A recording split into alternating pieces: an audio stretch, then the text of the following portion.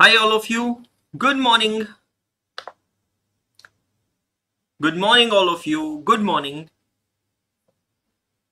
बिल्कुल भाई, काफी दिनों बाद आप लोगों से मिला, काफी दिनों बाद आप लोगों को देखा. Good morning all of you. Deepansh, Mahavir भाई, good morning. Deepansh Chaudhary again, Govind Sutar, Aditya Kumar, Meenakshi, Shivan Shukla, Flora and Fona, Parth Joshi, good morning.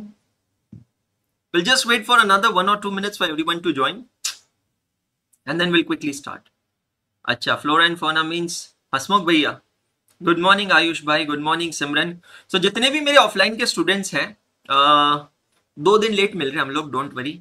But आप लोगों के लिए मैंने अच्छी खासी चॉकलेट्स खरीदी है इंडोनेशिया से. सो जब मैं आऊंगा तो आप लोगों के लिए बहुत सारी चॉकलेट्स लेके आऊंगा, don't worry. My trip was absolutely incredible, it was amazing. बहुत सारे फाइंडिंग्स, बहुत सारे एक्सप्लोरेशंस हुए हैं ट्रिप से. और इसके व्लॉग्स बने हैं जो कल से आने वाले हैं, वेडनेसडे को. कल से रात को 8 बजे ये व्लॉग्स आएंगे. सो आप इसको देखेंगे तो आपको पता चलेगा. बिल्कुल बढ़िया. तो मैं इस समय हूँ न्यू दिल्ली में, नई दिल्ली में, और कुछ ऑफिस के काम की वजह से नई दिल्ली में यहाँ पर मैं आया हूँ. आज मैं आईसीआई भवन भी जाने वाला हूँ और कुछ सरप्राइज है आप लोगों के लिए, रिवील करेंगे हम लोग संडे 7 जुलाई को. और ये जो सरप्राइज रिवील होगा, this is going to really mesmerize you. बहुत ज्यादा आप लोगों को खुश कर देगा, बहुत ज्यादा आपके लिए सेंस ऑफ अचीवमेंट होगी. पर जो भी सरप्राइज है वो अभी नहीं, वो कब रिवील होगा? 7 तारीख को. 7 तारीख को दोपहर में 12 बजे. बिल्कुल अनुष्का जी, यही सही कहा आपने. सर सरप्राइज क्या था? अरे जामुन भैया, सरप्राइज था नहीं, सरप्राइज है. और सरप्राइज अभी नहीं है, सरप्राइज बाद में. मधुर हरजाई, बहुत बहुत जन्मदिन की शुभकामनाएं. Many many happy returns of the day. So आप सभी को belated happy Chartered Accountants Day. It was yesterday 1st of July, Chartered Accountants Day. बहुत ही अमेजिंग दिन होता है हमारा, सीए लोगों का दिन होता है. ये वो दिन होता है जिस दिन हमारी इंस्टीट्यूट बनी थी. कल हम लोगों का एक यूट्यूब सेशन था आप लोगों के साथ, more than 800 students watching live, and it was absolutely incredible, absolutely amazing. Correct? 30 seconds more and then we are off the mark. All the students who are watching later recorded, आप सभी को भी मेरा प्रणाम, सबको मेरा सलाम. गुड मॉर्निंग रुपेश भाई, गुड मॉर्निंग खुशी, गुड मॉर्निंग दिव्यता, good morning. Okay, so now coming back to the agenda, coming back to the topic, today 2nd of July, 3rd and 4th, 3 दिन फेस टू फेस स्टूडेंट्स हम इस तरीके से मिलने वाले हैं. लेकिन 3 दिन के बाद हम लोग फेस टू फेस मिलने वाले हैं. इनफैक्ट क्योंकि अब बंसल सर का सिलेबस खत्म होने वाला है, तो I am going to take extra classes for you also, don't worry, है ना. अब हम लोग करने क्या वाले हैं, मैं आपको एजेंडा सेट कर देता हूँ. Rozina just allow me some time, है ना, just allow me some time. हम लोग अभी यहाँ करने क्या वाले हैं, आज का दिन और कल का दिन, मतलब टुडे 2nd जुलाई lecture number 24, tomorrow lecture number 25. ये 2 दिन मैंने डेडिकेटेड रखे हैं मटेरियल कॉस्टिंग के रिवीजन और डाउट सॉल्विंग के लिए. समझ में? Only and only revision and doubt solving, सिर्फ 2 दिन. 2 दिन बहुत है. आप लोगों को मैं मटेरियल कॉस्ट के वीडियोस देकर गया था, आप लोगों ने देखा होगा, ऐसी मैं उम्मीद करता हूँ. उम्मीद करना मेरा काम है, उतना तो अधिकार है मेरा. तो मैं आज और कल मेरे हिसाब से रिवीजन करवाने वाला हूँ. पहले मुझे अलाउ कीजिए मेरे हिसाब से रिवीजन करवाने के लिए. जो भी आप लोगों ने पढ़ा है, जो भी आप लोगों ने देखा, वो अच्छे से रिवाइज हो जाएगा.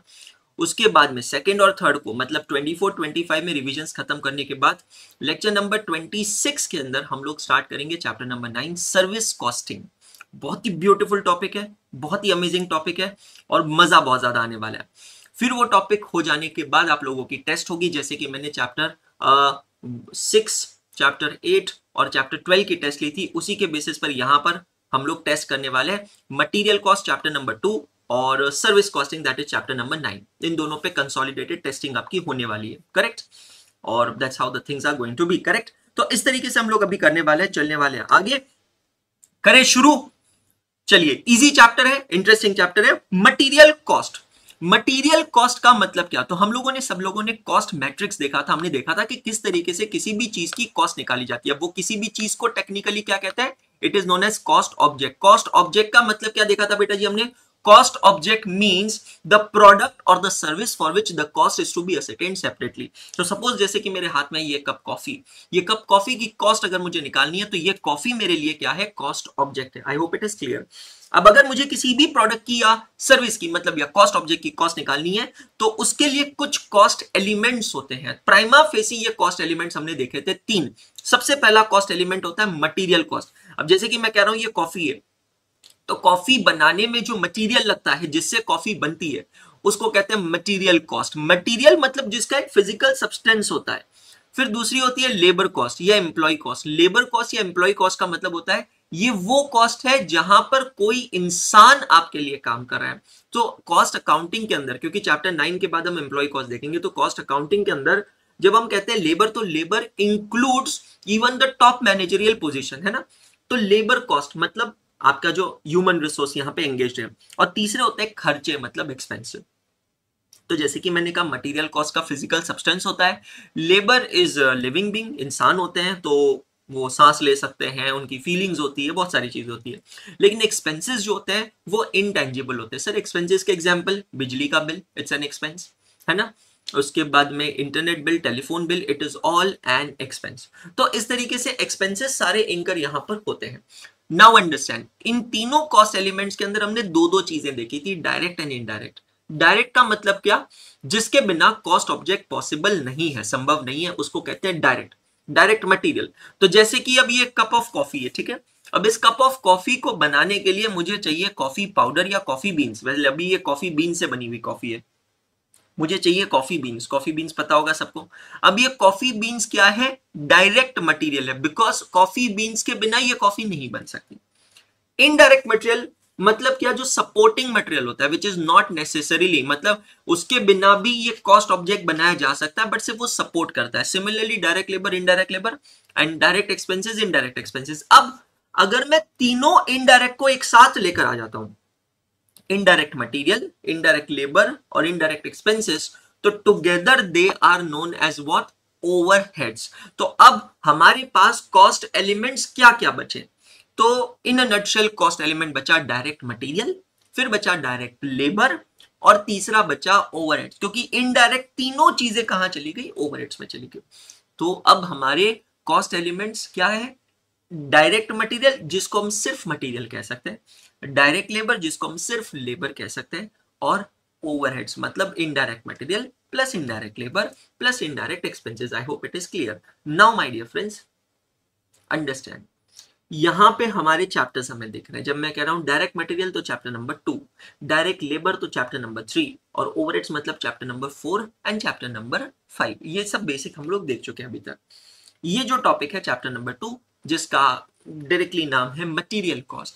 तो जब मैं कहता हूं मटेरियल कॉस्ट, तो मटेरियल कॉस्ट का एक्चुअली मतलब यहां पर क्या है, हम कौन से मटेरियल को रेफर कर रहे हैं. ठीक है, मैं ऑफलाइन के जो बच्चे अभी यूट्यूब पे लाइव देख रहे हैं उनसे भी रिक्वेस्ट करूंगा, प्लीज पार्टिसिपेट करो चैट में बेटा, बहुत इंपॉर्टेंट है ना. ऑनलाइन वाले बच्चे बहुत पार्टिसिपेट करें, I want you guys to participate. तो जब मैं कह रहा हूं मटेरियल कॉस्ट, तो मटेरियल कॉस्ट मतलब बेटा जी मैं कौन से मटेरियल कॉस्ट को रेफर कर रहा हूं, मैं रेफर कर रहा हूं डायरेक्ट मटेरियल कॉस्ट. बिल्कुल सही कहा पार्थ भाई, डायरेक्ट मटेरियल कॉस्ट को मैं यहां रेफर कर रहा हूं. अब ये क्लियर हो गया.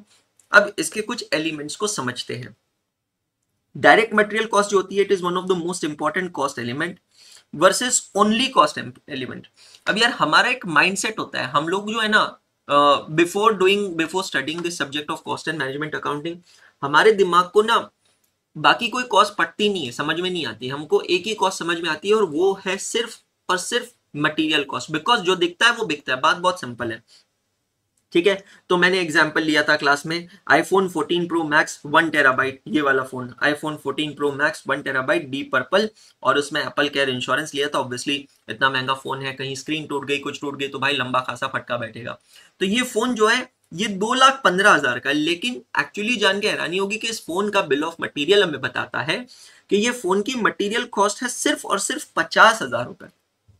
अब समझना, ये फोन जिसका रिटेल सेलिंग प्राइस है 2,15,000 रुपए, 2,15,000 rupees, it's material cost only is just 50,000.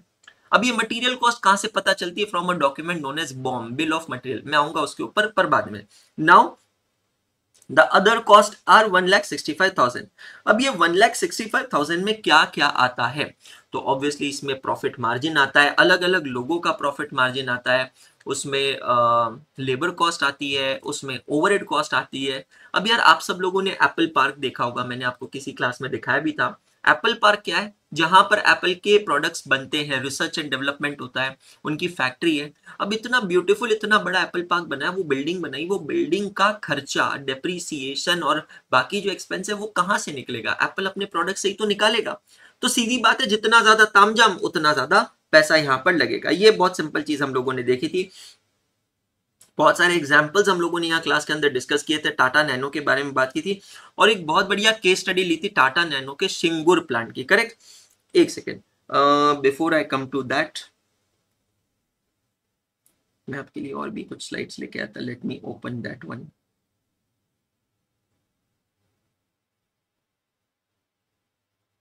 हाँ जी तो ये सारी चीजें हम लोगों ने देख ली, चैप्टर 2, 3, 4, 5 मैंने आप लोगों को बता दिया।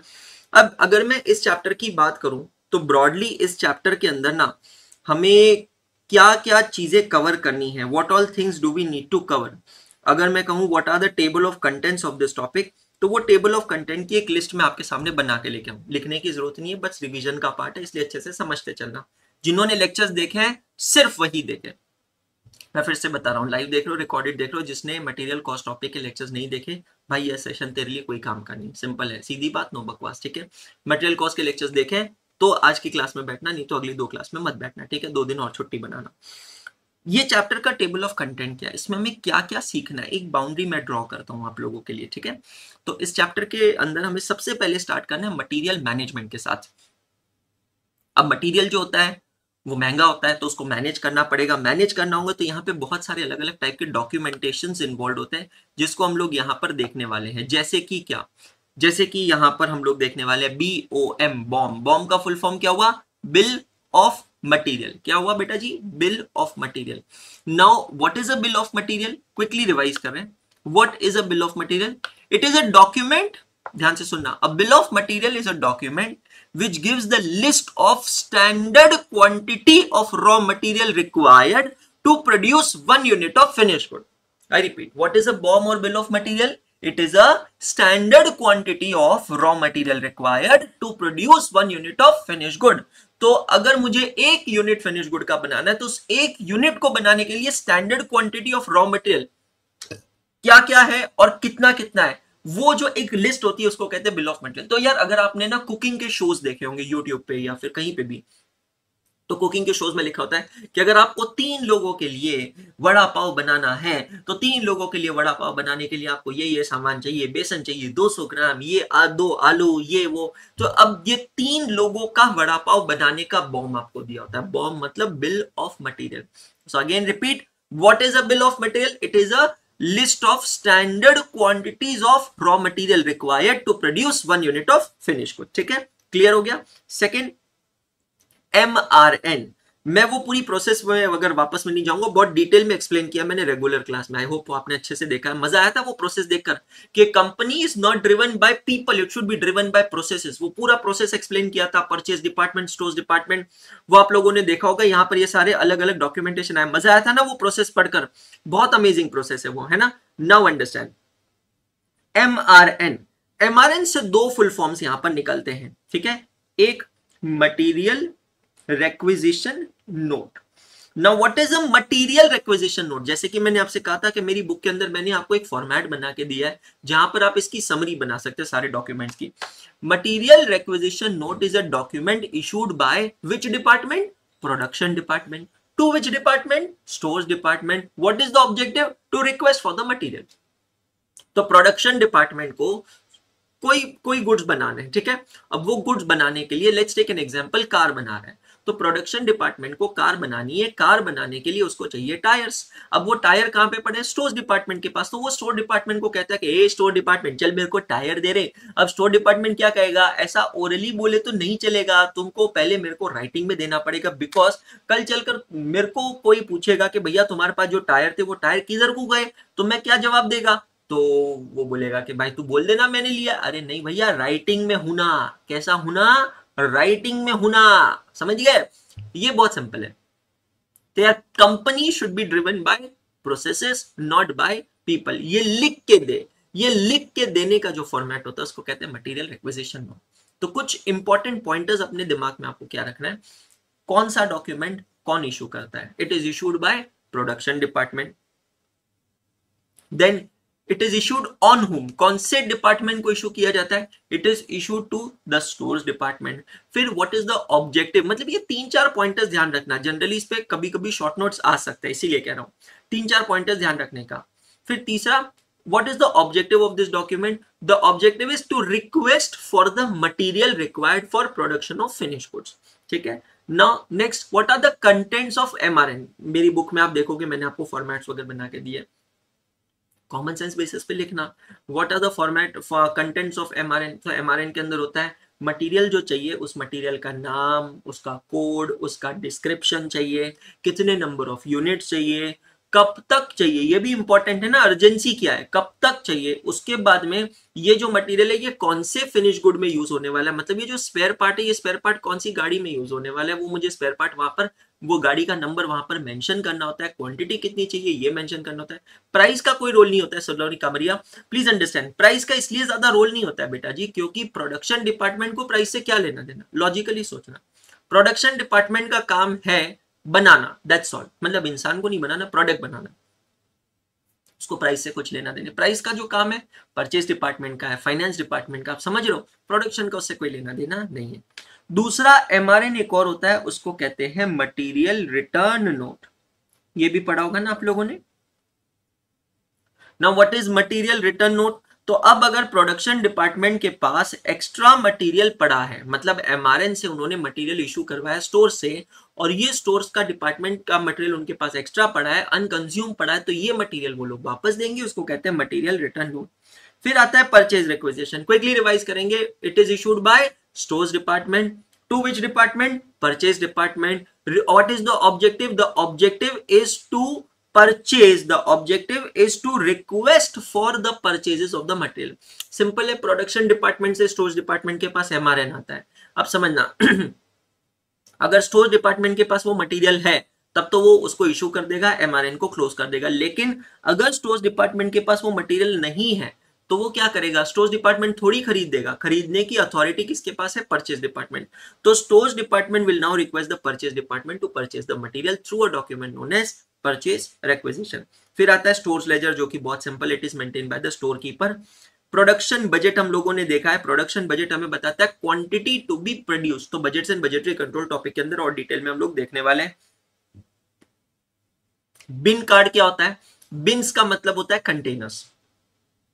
तो वेयर हाउस में, स्टोर के अंदर जो कंटेनर्स होते हैं, जिन कंटेनर्स में अलग अलग टाइप का मटेरियल पड़ा होता है, वो कंटेनर के ऊपर एक कार्ड लगा होता है, उसको कहते हैं बिन कार्ड, है ना। ये बिन कार्ड और स्टोर लेजर काफी सिमिलर होता है।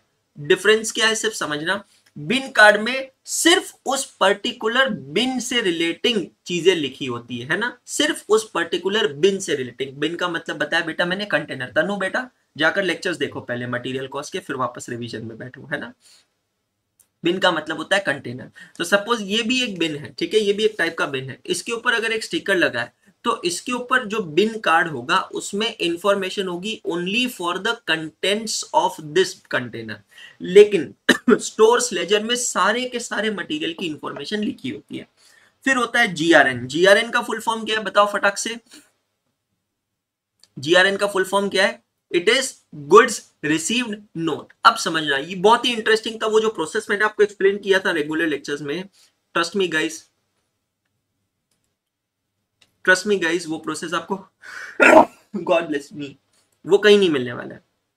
Goods receive note. अब जब गुड्स जो परचेज डिपार्टमेंट ने ऑर्डर किए थे फैक्ट्री के गेट पे मिलते हैं, तो फैक्ट्री के गेट पे जब गेट कीपर वॉचमैन उसको रिसीव करेगा तो रिसीव करते समय वो एक डॉक्यूमेंट्री एविडेंस क्रिएट करता है कि हाँ हमें एक्चुअली गुड्स मिले हैं, और उस डॉक्यूमेंट्री एविडेंस को कहा जाता है जीआरएन, मतलब गुड्स रिसीव्ड नोट, है ना।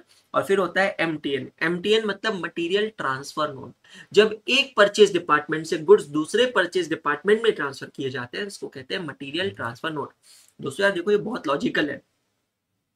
काफी बार हम दोस्तों में भी होता है कि यार मैंने मेरी बुक तुझे दी थी ना, फिर वो लेने वाला कहता है नहीं यार मैंने तो ली नहीं थी, तूने उस दिन तेरी बुक दी थी मैंने तेरे को वापस दे दी। अरे नहीं यार ऐसे मत बोलना यार, मेरी बुक तेरे पास थी यार, ऐसे क्या कर रहा है, मेरी बुक मिसिंग है, मेरे बैग में नहीं है मतलब तेरे पास है। अरे भाई मैं तेरे को बोल रहा हूँ तूने मेरे को दी थी, लास्ट वीक में दी थी, मैंने तेरे को वापस भी दे दी। अब देखो ये कंफ्यूजन क्रिएट हो गया। आपको नहीं लगता यही कंफ्यूजन कंपनी के केस में क्रिएट हो सकता है? बिल्कुल हो सकता है। इसी कंफ्यूजन को अवॉइड करने के लिए, इसी कंफ्यूजन को अवॉइड करने के लिए कौन सा नोट बनता है? Material transfer note. तो सपोज एक प्रोडक्शन डिपार्टमेंट है, एक प्रोडक्शन डिपार्टमेंट के पास एक्स्ट्रा मटेरियल पड़ा है और वो मटेरियल दूसरे प्रोडक्शन डिपार्टमेंट को चाहिए। अब वो दूसरा प्रोडक्शन डिपार्टमेंट जाता है स्टोर के पास और स्टोर को कहता है भैया जी मेरे को मटेरियल चाहिए। स्टोर डिपार्टमेंट कहता है भाई मेरे पास तो मटेरियल खत्म हो गया है ना, मटेरियल तो खत्म हो गया, तो अब मैं करूँ तो करूँ क्या?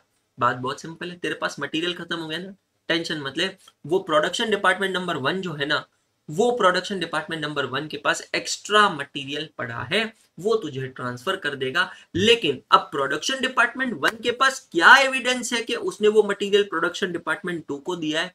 वो डॉक्यूमेंट एविडेंस को कहते हैं MTN, material transfer note. Then valuation से रिलेटिंग क्वेश्चंस हम लोगों ने देखे थे, पीरियोडिकल वैल्यूएशन, परपेचुअल वैल्यूएशन। तो अगर आप ट्रिपल ए बुक के अंदर जाते हैं तो ट्रिपल ए बुक के अंदर क्वेश्चन नंबर 1 2 3 स्पेसिफिकली इस कंसेप्ट से डील करा था। क्वेश्चन नंबर 1 तो बहुत ही नॉर्मल क्वेश्चन था। FIFO first in first out method, LIFO last in first out method, Sam simple average method और वैम वेटेड एवरेज मेथड। 4 मेथड्स आपको फॉलो करना मैंने सिखाया था और पीरियोडिकल और परपेचुअल वैल्यूएशन दोनों मैंने आपको सिखाया था। पीरियोडिकल का मतलब होता है when the valuation is done as on a particular date, और परपेचुअल का वैल्यूएशन का मतलब होता है ऑन अ कंटिन्यूअस बेसिस। तो सिंपल भाषा में कहा जाए तो पीरियोडिकल वैल्यूएशन के लिए कोई स्टोर लेजर मेंटेन करने की जरूरत नहीं होती है, लेकिन परपेचुअल वैल्यूएशन के लिए आपको डिटेल्ड स्टोर लेजर मेंटेन करना होता है। स्टोर्स लेजर का मतलब क्या होता है दोस्तों? स्टोर्स लेजर का मतलब होता है जहां पर आप एक इस तरीके का लेजर मेंटेन करते हैं, जो मैं आपको दिखा देता हूं। अच्छा मेरे पास अभी यहाँ पर है, ओके मैं भी नहीं लेके आऊँ। स्टोर्स लेजर एक लेजर होता है जहां पर आप 10 कॉलम्स का एक फॉर्मेट मेंटेन करते हैं। उस 10 कॉलम के फॉर्मेट के अंदर आप क्या करते हैं, जब जब भी आपके बिजनेस में गुड्स आते हैं आप उसकी एंट्री करते हैं, और जब भी आपके स्टोर से गुड्स जाते हैं आप उसकी एंट्री करते हैं। तो बेसिकली हर एक ट्रांजेक्शन के बाद, जैसे बैंक की पासबुक में आपको पता चलता है कि आपके बैंक में कितना बैलेंस है, वैसे ही स्टोर्स लेजर में आपको ये पता चलता है कि आपके पास कितने यूनिट स्टॉक में है, what is the closing stock, units, rate and amount. Now इसको आप अलग अलग मेथड से मेंटेन कर सकते हैं। क्वेश्चन नंबर 1 मेरे हिसाब से काफी बेसिक क्वेश्चन था, आप लोगों ने पढ़ा है उसके हिसाब से देखिएगा। इंडेक्स आप लोग मेंटेन कर रहे हैं ऐसी मैं उम्मीद कर रहा हूं, पेज नंबर यहाँ पे रजिस्टर का लिख रहे हैं। मेरे हिसाब से क्वेश्चन नंबर 1 टिक मार्क किया जा सकता है unless and until you really feel कि आप इसको स्टार मार्क रखें। क्वेश्चन नंबर 2 काफी अच्छा क्वेश्चन था क्योंकि क्वेश्चन नंबर 2 के अंदर कुछ अलग एडजस्टमेंट्स हम लोगों ने देखे थे, जैसे कि हम लोगों ने देखा था एडजस्टमेंट रिटर्न्स का, हम लोगों ने यहां पर देखा था एडजस्टमेंट रिप्लेसमेंट का। अब मैंने आपको ये बताया था, देखो अब आप अगर ये क्वेश्चन देखेंगे तो कुछ एडजस्टमेंट यहां पर क्या है ध्यान से देखना। 6 सितंबर को आपको गुड्स मिले 6 सितंबर को बीएन कंपनी से आपको गुड्स मिले थे, तो आपने वो परचेजेस में रिकॉर्ड किया। अब हुआ ये 10 सितंबर को आपने बीएन कंपनी से खरीदे हुए गुड्स में से 10 यूनिट्स वापस किए, मतलब परचेज रिटर्न था आपके लिए। तो परचेज रिटर्न का ट्रीटमेंट क्या बताया था, मैंने लिखवाया भी था अगर आपको याद होगा तो परचेज रिटर्न्स को हम लोग ट्रीट करते हैं किसकी तरह, it is treated as issues, है ना। ये देखिए क्वेश्चन 2 के नोट्स परचेज रिटर्न को किसकी तरह ट्रीट किया जाता है, ये देखिए recorded in issues column deducted from respective stock which is purchased earlier. तो जो 50 यूनिट खरीदे थे ना उसी में से हम उसको माइनस करते हैं, ठीक है। फिर यहां पर अगर आप देखोगे एक बहुत अच्छा अगला एडजस्टमेंट आया था रिप्लेसमेंट का। रिप्लेसमेंट का मतलब क्या, अब बीएन कंपनी से, ठीक है ट्रांजैक्शन समझना, बीएन कंपनी से हमने 50 यूनिट्स खरीदे थे जिसमें से 10 यूनिट्स हमने उनको रिटर्न कर दिए for whatever reason it is, ठीक है। अब वो जो 10 यूनिट हमने रिटर्न किए थे शायद डिफेक्टिव होंगे, not as per specifications, damage, कुछ भी हो सकता है। अब उन्होंने क्या किया, हमारे सप्लायर ने हमको 10 यूनिट का रिप्लेसमेंट भेजा। रिप्लेसमेंट का मतलब क्या, उन्होंने पैसा नहीं लौटाया, उन्होंने वो यूनिट्स के बदले हमें नए यूनिट्स दिए। तो हम क्या करेंगे, ये देखो उसके नोट्स मैंने आपको क्या लिखा है, Replacement is recorded as fresh purchases but at a price of the original goods unless a new price is given. हम लोग Amazon से काफी बार ऑर्डर करते हैं तो दो चीजें होती है, एक होता है रिटर्न, एक होता है रिप्लेसमेंट। रिटर्न का मतलब होता है आप अपने गुड्स वापस कर दो, हम आपको पैसे लौटा देंगे, टिपिकल परचेज रिटर्न है ना। लेकिन रिप्लेसमेंट का मतलब वो नहीं होता है। रिप्लेसमेंट का मतलब होता है कि ठीक है, अगर हमारे हमारे डिलीवर किए हुए गुड्स डैमेज्ड है, कोई बात नहीं, हम आपको नए गुड्स दे देंगे लेकिन हम आपको पैसा नहीं लौटाएंगे। तो रिप्लेसमेंट को हम कैसे ट्रीट करते हैं, फ्रेश परचेजेस की तरह, बट उसकी प्राइस कौन सी लेंगे, ओरिजिनल वाली प्राइस लेंगे, अनलेस एंड अनटिल कोई बेटर प्राइस यहाँ पर दी हुई होगी तो, ठीक है। फिर आपने यहाँ पर एक अगला एडजस्टमेंट देखा होगा, return from production department material B and company, है ना। तो material of B and company production department से रिटर्न आता है, तो मटेरियल रिटर्न नोट बन रहा है यहाँ पे। तो उस केस में हम लोग क्या करेंगे, रिटर्न फ्रॉम प्रोडक्शन डिपार्टमेंट अगर होता है तो it is recorded in purchases column at a price at which they were issued. जिस प्राइस पे हमने परचेज डिपार्टमेंट को दिया था ओरिजिनल प्राइस पे, उसी प्राइस पे हम उसको वापस रिसीव कर लेंगे। वाइल अपडेटिंग द इन्वेंट्री, ये बहुत इंपॉर्टेंट है, while updating the inventory, that is the balance column, these units should be placed above the purchases made after its original purchase date. इसका मतलब क्या, तो अब ये परचेज रिटर्न है, जब मैं बैलेंस कॉलम अपडेट करूंगा, these units should be placed above purchases made after its original purchase date। तो जो ओरिजिनल परचेज है ना, उसके ऊपर मेरे को यहाँ पर इसको रखना पड़ेगा। मटेरियल ट्रांसफर हुआ है एक प्रोडक्शन डिपार्टमेंट से दूसरे प्रोडक्शन डिपार्टमेंट में, स्टोर्स लेजर में उसकी कोई एंट्री पास नहीं होगी क्योंकि स्टोर को उससे कुछ लेना देना नहीं है। और स्टॉक शॉर्टेज का ट्रीटमेंट हम लोगों ने यहाँ पे डिस्कस किया था, in case of abnormal loss and in case of normal loss. तो क्वेश्चन नंबर 2 जो है, ऑल इन ऑल मेरे हिसाब से ये वाला क्वेश्चन काफी अच्छा क्वेश्चन है और इसको आपको कंपलसरी स्टार मार्क करके रखना चाहिए every single time whenever you revise this topic. ये रिवीजन बनती है और ये जो मैंने नोट्स आपको यहाँ पर लिखा है, ये समरी नोट्स लिखा है, ये बहुत ज्यादा इंपॉर्टेंट है बिकॉज काफी बार ऐसा हो सकता है कि you may not solve entire question number 2, you may just wish to see the important points covered in question number 2। वो इंपॉर्टेंट पॉइंट्स की समरी मैंने आपको लिखवाई है, चेक करिएगा। क्लियर है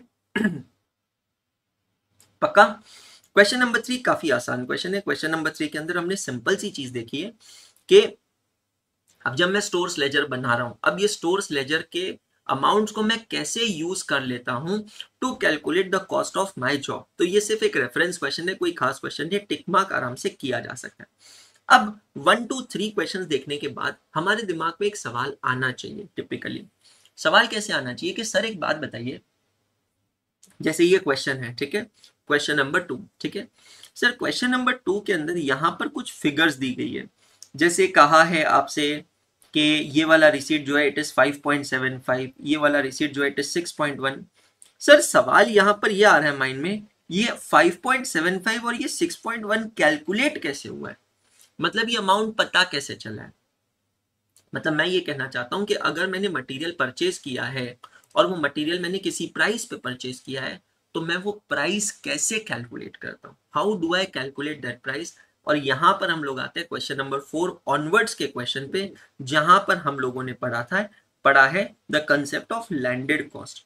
यार ये बहुत सिमिलर है एडवांस्ड अकाउंटिंग के अंदर, हमने अकाउंटिंग स्टैंडर्ड 2 पढ़ा था, ठीक है। वैल्यूएशन ऑफ इन्वेंट्री, तो वैल्यूएशन ऑफ इन्वेंट्री क्या कहता है, cost of an inventory means and includes all the cost incurred to bring an inventory to present location and saleable condition. मतलब क्या, जब भी मैं कॉस्ट ऑफ इन्वेंट्री निकालता हूँ, ठीक है, इन्वेंट्री मतलब गुड्स, ठीक है, जब भी मैं कॉस्ट ऑफ इन्वेंट्री निकालता हूँ तो कॉस्ट ऑफ इन्वेंट्री निकालने में कौन कौन सी कॉस्ट इंकर्ड होती है, all the cost incurred to bring an inventory to present location and its saleable condition. Present location मतलब जहां पर बेचना है और सेलेबल कंडीशन मतलब जैसे बेचना है। तो जहां पर बेचना है और जैसे बेचना है वहां तक लाने के लिए जो कॉस्ट होती है वो कौन सी कॉस्ट होती है, लैंडेड कॉस्ट। नाउ मैं फिर से कॉफी का एग्जांपल लेता हूँ, ठीक है। अभी मैं इस समय दिल्ली में हूँ दिल्ली में एक होटल में हूँ, इस होटल में अलग अलग टाइप की कॉफीज मिलती है, ठीक है। कॉफी बनाना एक आर्ट है, कल हमारा इस पे चर्चा हो रही थी, निशान सर भी अभी यही है, मतलब ऑब्वियसली मेरी क्लास है तो दूसरे रूम में स्वाति मैम, निशान सर, जतिन सर, तो हम लोग डिस्कशन करें। मैंने कहा कॉफी बनाना एक आर्ट है, ट्रस्ट मी गाइस, लिटरली, मतलब जो एक हम टिपिकल घरों में बनाते हैं ना, या हम चाय की स्टॉल पे देखते हैं, मतलब वो तो बहुत अमेजिंग कॉफी बनती है, हमें अमेजिंग लगती है, बट बहुत अलग तरीका है। मतलब really speaking it's not a methodology to make a coffee at all, जहाँ पे वो एक कांच का ग्लास लेते हैं, उसमें कॉफी पाउडर डालते, शक्कर डालते, ऊपर गर्मा गर्म दूध डालते, चम्मच से हिलाते और दे देते काफी। वो कॉफी नहीं है, ठीक है। कॉफी बनाना एक आर्ट है, it's a process of brewing the coffee, ठीक है। अब ये जो कॉफी है ये कुछ आई थिंक यूरोपियन कॉफी वगैरह ऐसा कुछ नाम अभी इसने बताया था। ये कॉफी वहां से चलकर यहाँ पर आई है, चलकर मतलब वहां से कॉफी को यहाँ पर लाया गया है, फिर यहाँ पर लाकर उसको प्रिजर्व किया गया है, ताकि इंडियन टेम्परेचर कंडीशंस अलग है, वहाँ की टेम्परेचर कंडीशंस अलग है ना। तो अब ये जितनी भी कॉस्ट जो है वो कॉफी की कॉस्ट में ऐड होती है। तो लैंडेड कॉस्ट मतलब बहुत सिंपल है, it's not just only and only the cost, basic cost of purchasing the raw material, it also includes the other cost, and that's exactly where we saw question number 4, ठीक है। एक minute, हाँ। तो question number 4 के अंदर हम लोगों ने देखा कि आप एक मटेरियल खरीदते हैं, एक मटेरियल जिसका बेसिक प्राइस हम लोगों को दिया है 20 रुपीज पर केजी, और उस पर 10% का ट्रेड डिस्काउंट। अब हम लोगों ने डिस्कस किया था कि किसी भी तरीके के जो डिस्काउंट्स होते हैं, ट्रेड डिस्काउंट्स, वो कभी भी कॉस्ट में कंसिडर नहीं होते हैं। इवन कैश डिस्काउंट से भी परचेज कॉस्ट पे कोई असर नहीं पड़ता है। ट्रेड डिस्काउंट माइनस होता है, कैश डिस्काउंट माइनस नहीं होता है। तो 20 रुपए पर KG minus 10%, really speaking 2 rupees per KG minus होता है, तो 18 rupees per KG is my cost. Excise duty लगती है, एक्साइज ड्यूटी का मतलब मैंने एक्सप्लेन किया था, एक्साइज इज एन एक्ट जो आपको सीए फाइनल में पढ़ना है, दो होता है, इंपोर्ट ड्यूटी, एक्सपोर्ट ड्यूटी। जब भी आप कोई प्रोडक्ट इंडिया से बाहर बेचते हो तो उसको कहते हैं एक्सपोर्ट, और जब भी आप कोई प्रोडक्ट इंडिया के अंदर लेके आते हो उसको कहते हैं इम्पोर्ट, ठीक है।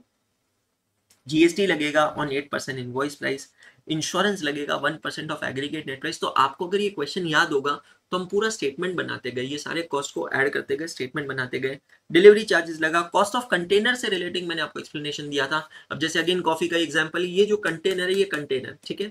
अब ये कंटेनर की जो कॉस्ट है इसको दो तरीके से हम लोग कैलकुलेट करते हैं, क्या ये रिफंडेबल है या नॉन रिफंडेबल है।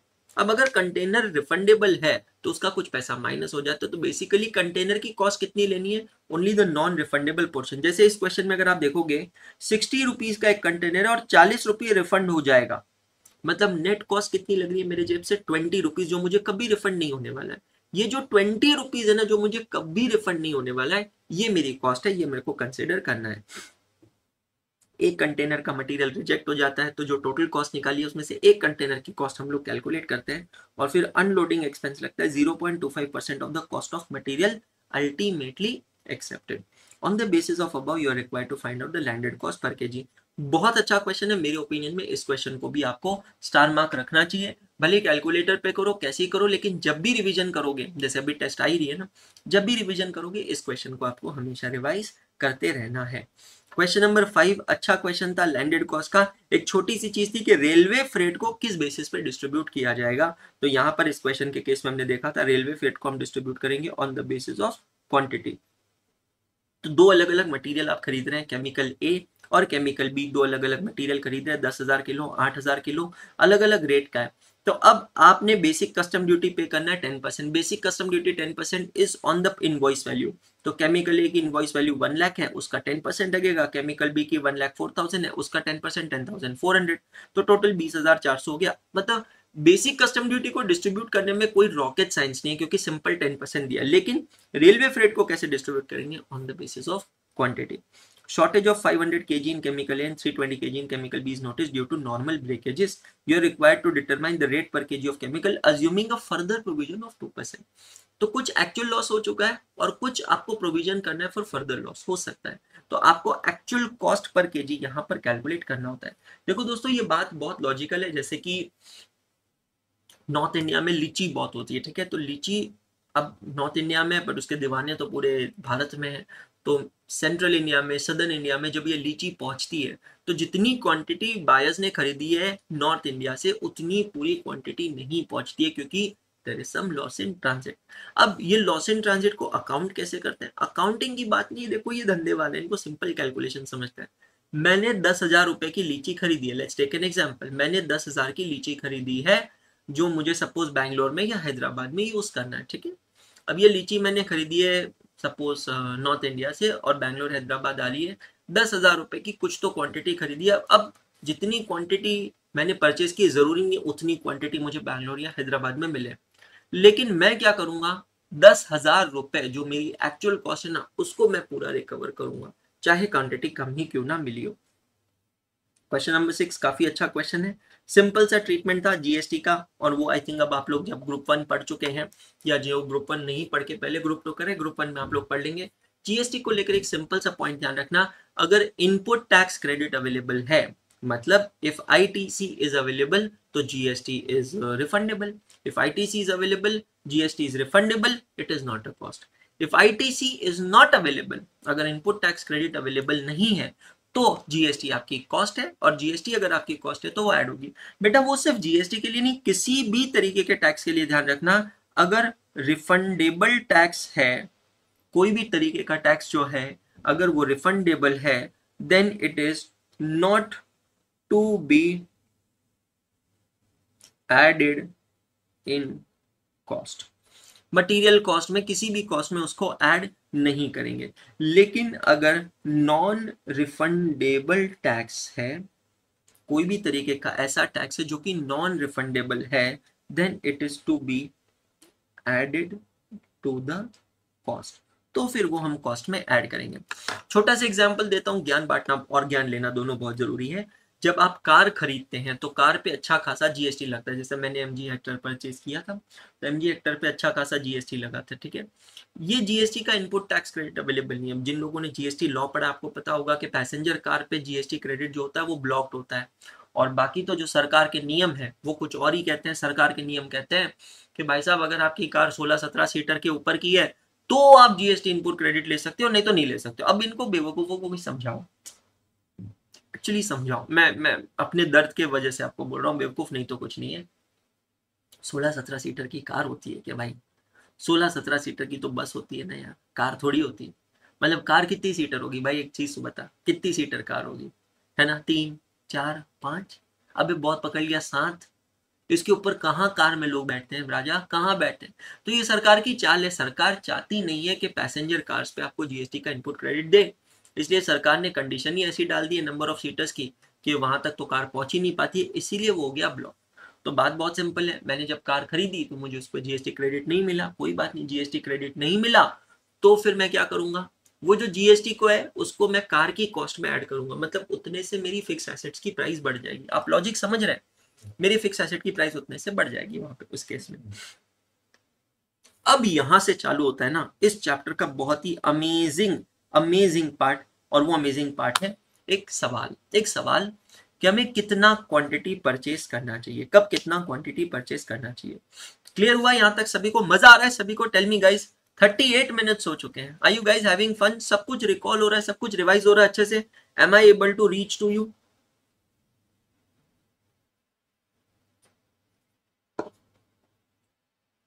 पक्का?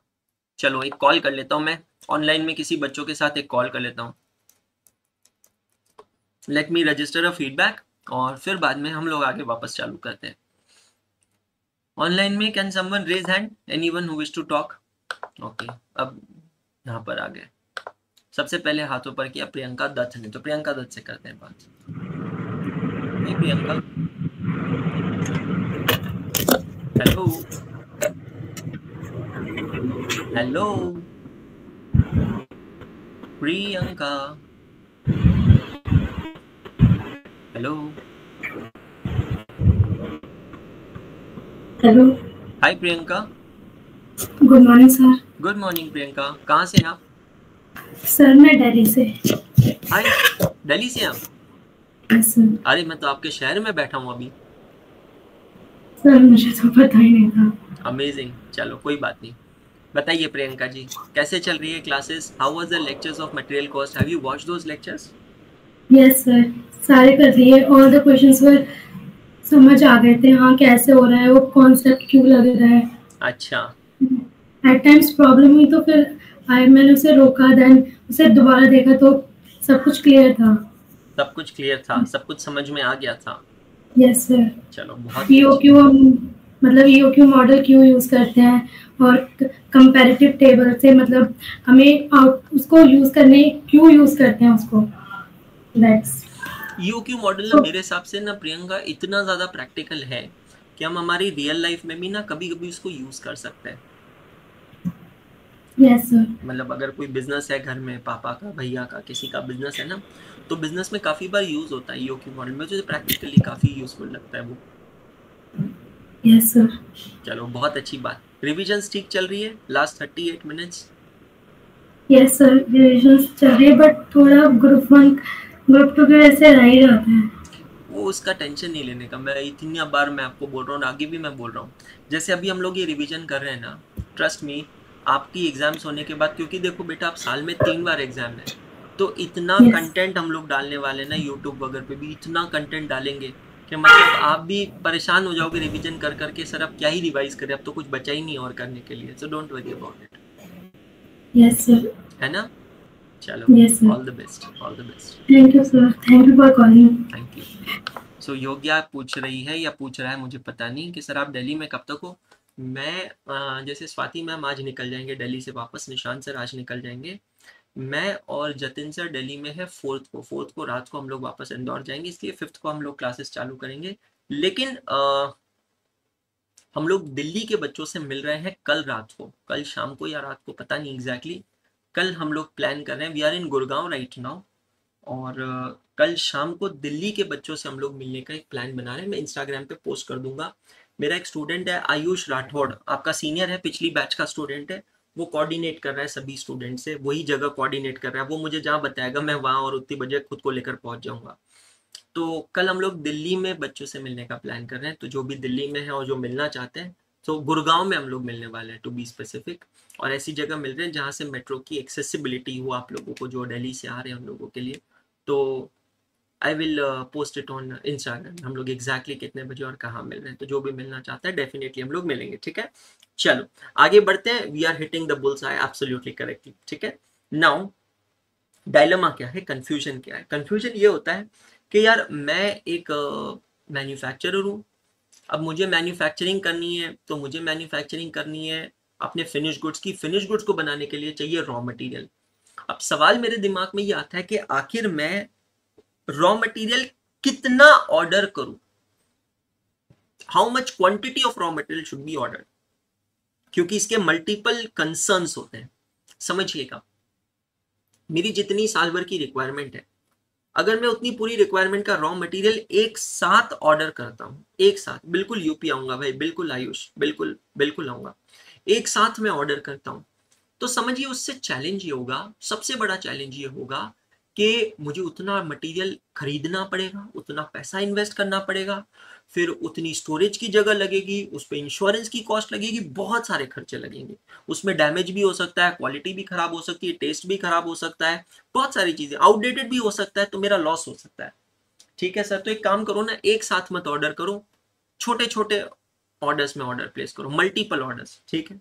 मल्टीपल ऑर्डर्स भी दे सकते हैं, उससे मेरी ये सारी कॉस्ट बच जाएगी, वर्किंग कैपिटल कॉस्ट नहीं लगेगी, स्टोरेज कॉस्ट नहीं लगेगी, एग्रीड है। लेकिन दूसरी कॉस्ट लगेगी और वो है ordering cost. Every single time whenever I place an order, I need to invest some time, money, resources, and that entails some cost known as ordering cost. समझ में आ रहा है? ये ऑर्डरिंग कॉस्ट जो है ये भी काफी हैवी होती है। तो कुल मिलाकर मुझे जो डिसीजन लेना है कि how much quantity to order, इसके लिए मुझे इन दो कॉस्ट को कंसिडर करना होता है, एक होती है कैरिंग कॉस्ट और दूसरी होती है ऑर्डरिंग कॉस्ट। तो अब मैं ये डिसीजन कैसे लूं, तो इसके लिए दो चीजें हम लोग यहाँ पर देखने वाले हैं। अजम्पशन हम लोगों का ये है, where no quantity discounts are available, that is the purchase price remains constant. अगर ये सिचुएशन है तो हम EOQ मॉडल यूज करते हैं। मतलब चाहे मैं ज्यादा क्वांटिटी खरीदूं या कम क्वांटिटी खरीदूं, मैं टोटल क्वांटिटी की बात नहीं कर रहा हूं, मैं ऑर्डर साइज की बात कर रहा हूं। ऑर्डर साइज का मतलब क्या होता है? Number of units in one respective order, उसको कहते हैं ऑर्डर साइज। तो in respective of my order size, चाहे मेरा ऑर्डर साइज बड़ा हो या फिर मेरा ऑर्डर साइज छोटा हो, मेरी प्राइस सेम रहेगी, प्राइस मेरी चेंज नहीं होगी। तो मैं कौन सा मॉडल यूज करता हूं? EOQ model, economic order quantity model. दूसरा अजम्पशन होता है कि आपको क्वांटिटी डिस्काउंट्स मिल रहे हैं, जो कि प्रैक्टिकल भी है। आप मार्केट में भी काफी बार जाकर गुड्स खरीदते हैं तो आपको डिस्काउंट्स मिल जाते हैं कि भैया जी आप ज्यादा खरीदोगे तो आपको डिस्काउंट मिलेगा, कम खरीदोगे तो नहीं मिलेगा। तो अगर ये वाली सिचुएशन है जहां पर क्वांटिटी डिस्काउंट्स आप लोगों को मिल रहे हैं, तो EOQ मॉडल काम नहीं करेगा, क्योंकि EOQ मॉडल का अजम्पशन ही क्या होता है, that the purchase price remains same, purchase price do not changes, it absolutely remains the same. तो ऐसी सिचुएशन में हम लोग कंपैरेटिव टेबल का मॉडल यूज करते हैं। दोनों के ऊपर क्वेश्चंस हम लोगों ने देखे, एक एक कर समझते हैं। अब इकोनॉमिक ऑर्डर क्वांटिटी का कंसेप्ट आप अगर देखेंगे, it is exactly and ditto the concept of EBQ जो हमने चैप्टर नंबर 8 में देखा था, है ना, इकोनॉमिक बैच क्वांटिटी का।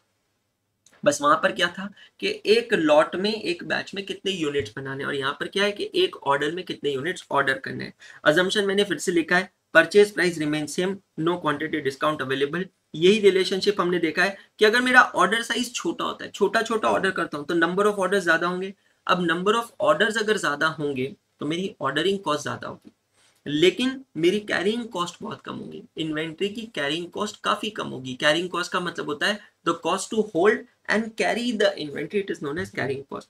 लेकिन अगर मेरा ऑर्डर साइज बड़ा होता है, ऑर्डर साइज अगर मेरा बड़ा होता है तो नंबर ऑफ ऑर्डर्स मेरे कम होते हैं, और नंबर ऑफ ऑर्डर्स अगर मेरे कम होते हैं तो मेरी ऑर्डरिंग कॉस्ट कम होगी, लेकिन फिर मेरी कैरिंग कॉस्ट बढ़ जाएगी।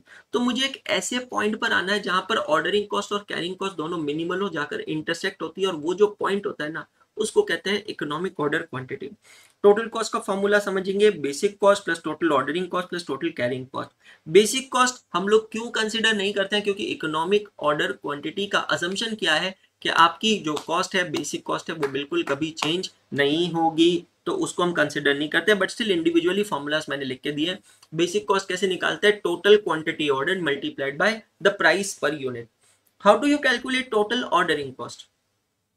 Total ordering cost is equal to number of orders multiplied by cost per order. How do you calculate number of orders? ये सारे फॉर्मूलाज आपके फॉर्मूला शीट में भी अपडेट होने चाहिए। मैं बार बार रिपीट कर रहा हूँ, मैंने आपसे कहा था कि आपके रजिस्टर के पीछे आप एक फॉर्मूला शीट बना रहे हैं, फॉर्मूला बुक बना रहे हैं, लाइन से आप सारे फॉर्मूलाज वहां पर लिख रहे हैं। उम्मीद कर रहा हूं कि ये सारे फॉर्मूलाज वहां पर अपडेट हो चुके होंगे। नंबर ऑफ ऑर्डर्स का फॉर्मूला होता है annual consumption divided by batch size या ऑर्डर साइज, और फिर कैरिंग कॉस्ट का फॉर्मूला है एवरेज इन्वेंट्री मल्टीप्लाइड बाय कक पुप्पा। What is the full form of कक पुप्पा? Carrying cost per unit per annum, कक पुप्पा। एवरेज इन्वेंट्री कैसे निकालते हैं? Order size divided by 2, graph बना के आपको सिखाया था। और फाइनली इकोनॉमिक ऑर्डर क्वांटिटी का फॉर्मूला आता है root of 2AO upon C। It is root of 2AO upon C. A stands for annual demand or consumption of raw material. Then carrying cost per order and ordering cost per order, carrying cost per unit per annum. What is the difference between basic cost and ordering cost? Basic cost बेटा जो खरीदते हैं ना, जो सामान खरीदते हैं उसकी कॉस्ट। ऑर्डरिंग कॉस्ट उसको खरीदने की कॉस्ट। जैसे कि आप जोमेटो पे जाकर कुछ ऑर्डर करते हो, ठीक है। अब आप जोमेटो पे जाकर अगर कुछ ऑर्डर करते हो, let's take example vada pav, तो 30 रुपए का वड़ा पाव है, वो 30 रुपए हो गई बेसिक कॉस्ट। क्या हो गई? Basic cost. लेकिन आप देखो आजकल जोमेटो पे भी कुछ ऊपर की कॉस्ट लग जाती है ना, restaurant packing charges, convenience fees. Blur हो रहा है, एक मिनट में चेक करता हूँ। मेरे यहाँ से तो सब ठीक है, चेक कर लीजिए एक बार वापस। Is it fine now?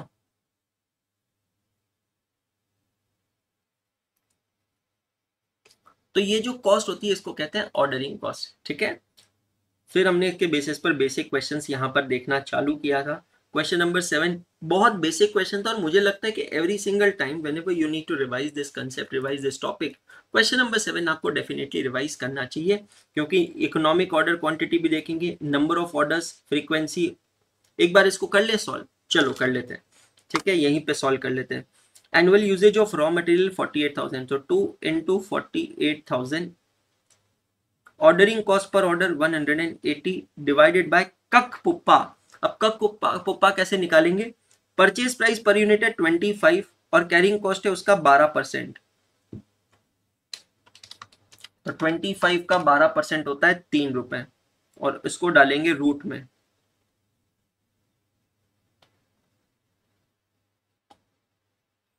तो 2 into 48,000 into 180 डिवाइडेड बाय 3, और उसका मैं लेता हूं रूट।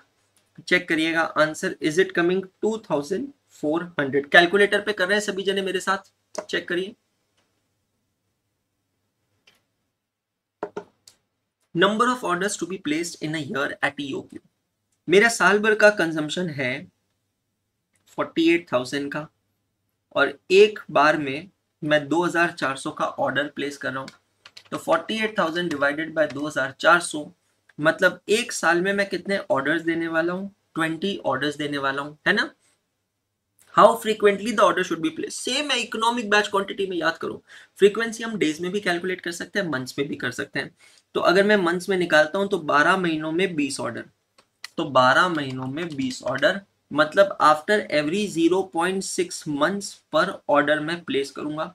और अगर मैं डेज में निकालता हूं तो 365 डेज डिवाइडेड बाय 20 ऑर्डर्स, तो 365 डिवाइडेड बाय 20 ऑर्डर्स मतलब हर 18.25 डे के बाद मैं एक ऑर्डर प्लेस करने वाला हूं।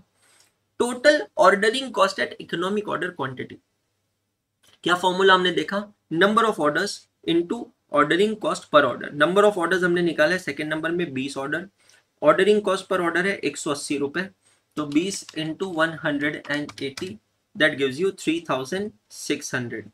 Total carrying cost at EOQ, उसका फॉर्मूला हमने क्या देखा? एवरेज इन्वेंट्री इनटू ककपोपा। एवरेज इन्वेंट्री का फॉर्मूला क्या देखा बेटा जी हमने? एवरेज इन्वेंट्री का फॉर्मूला था ऑर्डर साइज मतलब economic order quantity 2400 divided by 2 multiplied by ककपोपा that is 3। So 2400 divided by 2 multiplied by 3 ये होता है 3600 रुपए। चेक कर लीजिएगा। And total cost excluding purchase cost EOQ, तो हमने टोटल कॉस्ट का देखो फॉर्मूला मैंने आपसे क्या बनवाया था। टोटल कॉस्ट में वैसे तो होती है तीन चीजें, कौन सी तीन चीजें? Basic cost, total ordering cost, total carrying cost. Question क्या कहता है? Calculate total cost excluding purchase cost, मतलब it is carrying cost and ordering cost, so that becomes 3600 plus 3600 that becomes 7200। Check all of you. 7200 आया सभी का? Clear हो गया? बिल्कुल सिंपल है, आसान है, कोई परेशानी प्रॉब्लम पंगा कुछ भी नहीं। बहुत बढ़िया, अमेजिंग, माइंड ब्लोइंग। ठीक है, क्वेश्चन नंबर 7 हम लोगों ने देखा, ऐसा ही था क्वेश्चन नंबर 8 और ऐसा ही था क्वेश्चन नंबर 9। ठीक है, तो मतलब मुझे लगता है कि इसमें कोई डिफरेंस नहीं है, 8 और 9 आप आराम से टिक मार्क कर सकते हो। मेरी ओपिनियन में 7 नंबर, देखो हमेशा स्टार मार्क सिर्फ तभी नहीं करते जब क्वेश्चन डिफिकल्ट होता है। स्टार मार्क करने का मतलब होता है कि वो जो क्वेश्चन है it should be revised again, है ना, इसको मुझे वापस रिवाइज करना है। क्वेश्चन नंबर 8 9 काफी इजी था। क्वेश्चन नंबर 10 जो है यहां से evaluation of an offer start होता है। अब क्वेश्चन नंबर 10 में देखो क्या कहा है, आपसे कहा है कि a company manufactures a special product which requires a component alpha, the following particulars are collected for the year 2008। ठीक है, annual requirement of alpha is 8000, cost of placing an order is rupees 200, cost of per unit is 400 and carrying cost is 20%। काफी बार बच्चा confuse होता है कि sir unit cost क्यों दी है, क्योंकि ककपोपा निकालना है। Carrying cost is incurred as a percentage of the unit cost, है ना, तो 400 रुपए पे 400 रुपीज पे 4% मतलब 16 रुपए का मेरा ककपोपा है। एक्सीडेंट पॉइंट, कहीं कहीं पे कक पुप्पम होता है। कक पुप्पम का मतलब होता है carrying cost per unit per month, वो हमें नहीं चाहिए, हमें क्या चाहिए? Carrying cost per unit per annum. Now ये तो हमें ईओक्यू दे देगा, कैलकुलेटर पे ले लेते हैं 2 into 8000 into ordering cost 200 divided by 16 rupees, और ये जो आया उसको करता हूं मैं रूट, तो 447.2 आ रहा है क्या? चेक करो, 80 है, अरे मैंने गलत ले लिया, हाँ सॉरी, माय बैड, मैंने 12% ले लिया पिछले क्वेश्चन वाला। तो 2 into 8000 into ordering cost is 200 divided by 80 और इसका मैं लेता हूँ रूट। चेक करिएगा इसका ईओक्यू जो है वो 200 यूनिट्स आ रहा है क्या?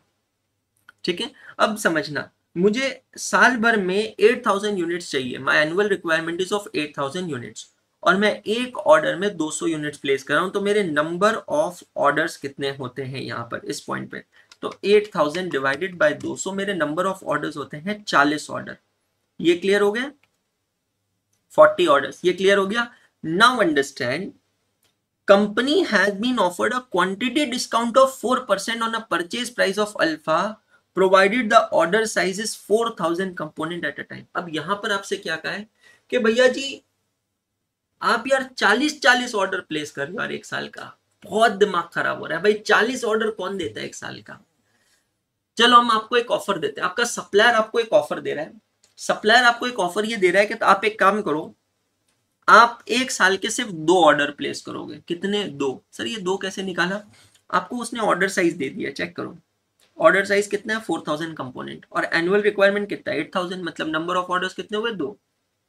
वो कहता है भैया देखो 40 ऑर्डर यार बहुत डिफिकल्ट हो जाता है, आप मुझे साल भर के 2 ऑर्डर दो, मैं आपको उसके बदले 4% का डिस्काउंट ऑफर करता हूं। चलो, I offer you straight 4% discount. अब आपको ये एडवाइस करना है whether the quantity discount should be accepted और not.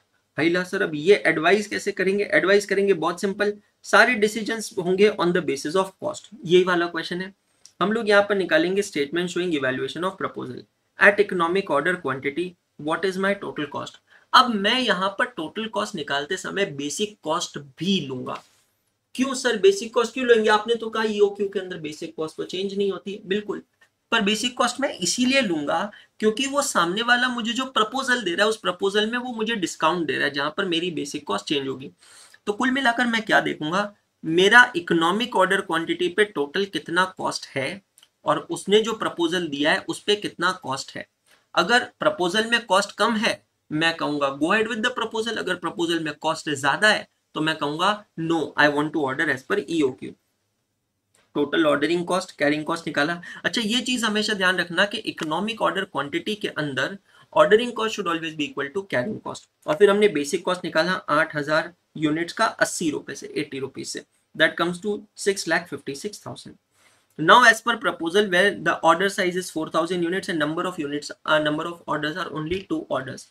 Now understand, I have calculated total ordering cost. My ordering cost will come substantially down. क्यों नीचे आ जाएगी? क्या हो गया भाई? बेसिक कॉस्ट श्रद्धा कह रही है 32 लाख होगा। 32 लाख कैसे होगा भाई? बेसिक कॉस्ट मतलब क्या होता है श्रद्धा, समझ? बेसिक कॉस्ट मतलब टोटल यूनिट 8000 यूनिट और कॉस्ट पर यूनिट 400 रुपए। मैंने गलत कर दिया, ओके कोई बात नहीं, I got your point Shraddha, okay मैं इसको रेक्टिफाई कर लेता हूं। You are right, 8000 into 400,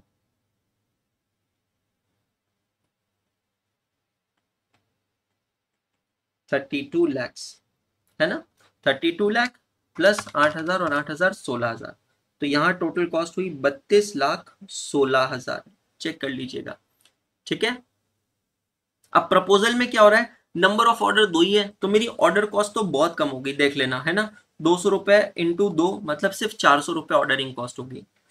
carrying cost मेरी बढ़ जाएगी क्योंकि अब मैं इन्वेंट्री ज्यादा होल्ड करूंगा। कैरिंग कॉस्ट का फॉर्मूला क्या देखा हमने? एवरेज इन्वेंट्री इंटू कक पुप्पा। एवरेज इन्वेंट्री कैसे निकालते हैं? Order size divided by 2। तो ऑर्डर साइज है यहाँ 4000 का डिवाइडेड बाय 2 मतलब 2000 इंटू कक पुप्पा। अब कक पुप्पा कैसे निकलेगा? कक पुप्पा कैसे निकलेगा? अब नई वाली प्राइस जो 4% डिस्काउंट के बाद है उसका 20%, मतलब देखो यहाँ पर 400 रुपए माइनस 4%, ये तो हो गई मेरी नई सेलिंग प्राइस, उसका 20% विल गिव मी कक पुप्पा। तो 400 माइनस 4% होता है 384 इंटू 20%, 76.80। समझ में आया? तो 76.80 और यहां पर आएगा 384। टोटल परचेज कॉस्ट इज 384, तो 8000 into 384 that comes to rupees 30,72,000 है ना। और अब मैं टोटल कॉस्ट लेता हूँ 153,600 और इसमें मैं ऐड करता हूँ 400, तो यहाँ पर आ रहा है 32,26,000। मतलब क्या हो रहा है? अगर मैं एक साल में 2 यूनिट 2 बार ही ऑर्डर्स प्लेस कर रहा हूँ, मेरा ऑर्डर साइज अगर 4000 है तो मेरी कॉस्ट ज्यादा लग रही है, therefore the quantity discount should not be accepted. Check कर लीजिएगा, the quantity discount should not be accepted. Clear हो गया सभी को? तो ये काफी अच्छा क्वेश्चन है। अब मैंने आपसे कहा था 10 और 11 ये दोनों क्वेश्चंस को साथ में करना। क्यों साथ में करना? क्योंकि ये कंटिन्यूइंग स्टोरी वहां आपको मिलेगी। 10th नंबर में क्या था कि आपको प्रपोजल को इवेलुएट करना और बताना है कि एक्सेप्ट करना है या रिजेक्ट करना है, बात यहाँ आकर खत्म होती है। लेकिन 11 नंबर क्वेश्चन में इसके एक कदम आगे बात जा रही है। 11 नंबर क्वेश्चन में क्या कह रहा है देखना, if the company proposes to rationalize the placement of order on quarterly basis, what percentage of discount in the price of raw material should be negotiated? इसका मतलब क्या है? मतलब देखो यहां पर तो 10 नंबर में हमने प्लेनली क्या कह दिया, प्रपोजल नो, नॉट रिजेक्टेड, तलाक तलाक तलाक, नहीं पसंद आया, कॉस्ट नहीं बैठी। 11 नंबर में ऐसा नहीं कह रहे, ये पीवाईक्यू है May 22 का, देखना आपकी बुक में नहीं है, ये सिर्फ आपको मेरी बुक में क्वेश्चन मिलेगा, इसलिए कह रहा हूं अच्छे से पढ़ना। यहां पर आपसे क्या कहा है, चलो ठीक है नहीं एक्सेप्ट करना मत करो, अब तुम हमें काउंटर ऑफर दो, this is known as the question of counter offer. Counter offer का मतलब क्या, ठीक है तुमने क्या कहा कि तुमको प्रपोजल एक्सेप्ट नहीं करना है क्योंकि तुम्हारी कॉस्ट ज्यादा है, मांग भाई मांग, कितना डिस्काउंट मांग सकता है मांग ले, we are ready to give you discount, ठीक है कितना डिस्काउंट चाहिए ये बस ये बता दे, ये हमें कैलकुलेट करना है इस पर्टिकुलर क्वेश्चन में। क्वेश्चन एक लेवल तक बिल्कुल पिछले क्वेश्चन की तरह चलेगा, आप देखोगे बेसिक चीजें हम लोगों ने यहाँ पर कैलकुलेट करना है। एक इंपॉर्टेंट पॉइंट यहाँ पर यह है कि annual consumption of raw material आपको कैलकुलेट करना पड़ेगा। कैसे कैलकुलेट करना पड़ेगा, क्वेश्चन कहता है कि 1 किलो रॉ मटेरियल से 2.5 यूनिट्स ऑफ फिनिश गुड्स बनते हैं।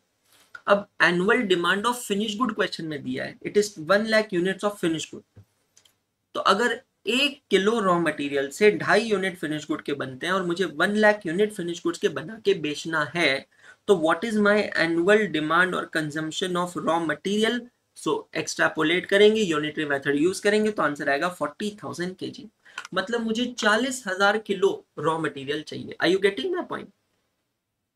तो जब 40,000 किलो रॉ मटेरियल होगा तब जाकर 1 लाख यूनिट फिनिश गुड्स के बनेंगे।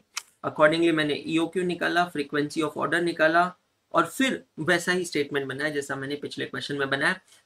इकोनॉमिक ऑर्डर क्वांटिटी के हिसाब से 2000 केजी और 20 ऑर्डर्स, और प्रपोजल के हिसाब से 10,000 केजी 4 ऑर्डर्स। मैंने अकॉर्डिंगली यहाँ पर क्या किया, टोटल कॉस्ट निकाल ली। यहाँ तक सबको क्लियर हो गया? 30,000 और 78,000 तक कोई प्रॉब्लम है? टोटल कॉस्ट कैलकुलेट किया, टोटल कॉस्ट में आ गया ordering cost, carrying cost, total cost. Sir purchase cost क्यों नहीं लिया? क्योंकि मुन्ना यहाँ पर काउंटर ऑफर देना है, हमको बताना है परचेज कॉस्ट कितना करना है। आप समझ रहे हो? It is we who have to tell how much should be the purchase cost. अब काउंटर ऑफर निकालते हैं कैसे। अगर मैं ईओक्यू के हिसाब से ऑर्डर करता हूं तब तो 30,000 यूनिट्स होते हैं, लेकिन अगर मैं प्रपोजल के हिसाब से कर रहा हूं तो मेरी कॉस्ट हो रही है 78,000, मतलब मेरी इंक्रीमेंटल कॉस्ट है 48,000 रुपीज, समझना है ना, 48,000 रुपीज। अब ये 48,000 रुपीज जो कॉस्ट लग रही है, एक्स्ट्रा की कॉस्ट लग रही है, ये कितने किलो ऑफ रॉ मटेरियल पे लग रही है। आई हैव टू कैलकुलेट कि 1 किलो रॉ मटेरियल पे कितनी कॉस्ट एक्स्ट्रा लग रही है। तो मेरा टोटल 40,000 केजी का रॉ मटेरियल है, तो 48,000 divided by 40,000, my per unit extra cost is 1.2 पर केजी। मतलब कुल मिलाकर बात ये है कि मेरा जो रॉ मटेरियल कॉस्ट है, अगर वो पर यूनिट कॉस्ट 1.2 रुपीज से कम हो जाए तो मेरा काम हो जाएगा, लेकिन वो मेरा आंसर नहीं है। क्वेश्चन में पूछा है डिस्काउंट का परसेंटेज चाहिए, हैला अब वो कैसे निकालेंगे, अब वो कैसे निकालेंगे, सिंपल है, 1.2 का डिस्काउंट चाहिए, divided by the base price 60 rupees multiplied by 100, it comes 2%। तो अगर मुझे 2% का डिस्काउंट मिलता है परचेज प्राइस में तो मेरे को प्रपोजल मंजूर है। आप जो बोलोगे कि साल में 4 ही ऑर्डर दो, मुझे एक्सेप्टेबल है। आप बोलोगे कि आपका ऑर्डर साइज जो है वो 10,000 किलोग्राम का कर दो, मुझे वो एक्सेप्टेबल है। लेकिन कब एक्सेप्टेबल है? अगर आप मुझे 2% का डिस्काउंट देते हैं तो प्रीवियस ईयर का क्वेश्चन है, ये पीवाईक्यू है मई 2022 एग्जामिनेशन का, और आप यहाँ देख सकते हैं कि बहुत इजी क्वेश्चन है, बहुत अच्छा क्वेश्चन। और सबसे इंपॉर्टेंट चीज क्या है, ये क्वेश्चन जो है ये ब्रेन टीजर क्वेश्चन है। वापस ब्लर हो गया आप लोगों के लिए। हाँ नो मम्मा,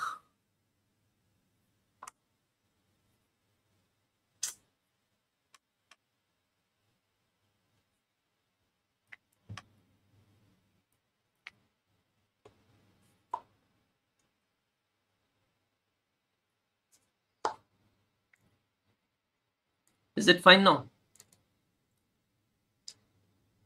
पक्का? फिर क्वेश्चन नंबर 12 और 13, यहां तक पूरा कंसेप्ट चल रहा था, concept of economic order quantity, EOQ. Check all of you, any problem?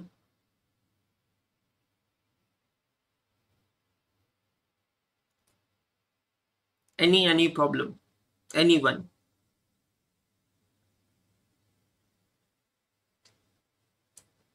एक घंटा 10 मिनट हमें खत्म हो चुके हैं, 1 hour 10 minutes. Very good Rupesh, very good Suvidha, very good Vikas भैया, गुड मॉर्निंग, वेरी गुड. हाँ जी, anyone who wish to talk you can raise hand. अच्छा, ऑलरेडी हैंड रेज करके रखा है. राघव से करते हैं बात. Economic order quantity almost on the verge of completion. Hi Raghav, good morning. Hello. Hi Raghav, good morning. Good morning sir. कहाँ से राघव आप? सर मैं पंजाब से. पंजाब से हैं. यस राघव, टेल मी, देखे आपने मटेरियल कॉस्ट के लेक्चर्स? जी सर. सर सभी देखे. सब क्लियर हुआ? जी सर. सर साथ साथ में क्लियर हो जा रहा था सब कुछ. समझ में आ रहा था सब? एकदम सर, सब कुछ. और आप टीच ऐसे करते हो sir. Thank you so much भाई. एंजॉय कर रहे थे आप? सर बहुत ज़्यादा. चलो बहुत अच्छा. तो अभी जो रिवीजन हुआ है पिछले 1 घंटे 10 मिनट से, सब कुछ रिकॉल हुआ, सब समझ में आया? जी सर.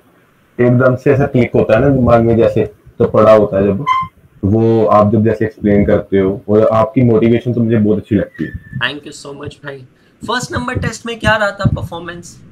सर फर्स्ट में थोड़े से एमसीक्यू और एक लास्ट क्वेश्चन में प्रॉब्लम आई थी, बाकी सब ठीक था. अच्छा. प्रैक्टिकल क्वेश्चंस ठीक थे? आपने एकदम से ही जब टेस्ट अनाउंस कर दिया थोड़ा सा प्रेशर हो गया था, लेकिन फिर भी ठीक था. तो यहाँ पे भी ऐसा ही होगा. मतलब मैं ये क्लियर कर देना चाहता हूँ सभी बच्चों को कि ऐसी ही टेस्ट होगी. जी सर.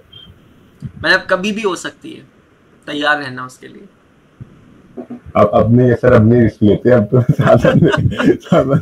साथ में रिवाइज कर लेते हैं. जी सर. नहीं, दैट्स अमेजिंग. और वो सही भी है यार, वो होना चाहिए, क्योंकि अभी आप देख रहे हो, अभी हम लोग रिवाइज कर रहे हैं, कितना आसान लग रहा है, कितना टाइम लग रहा है रिवाइज करने में, कुछ भी नहीं. जी सर.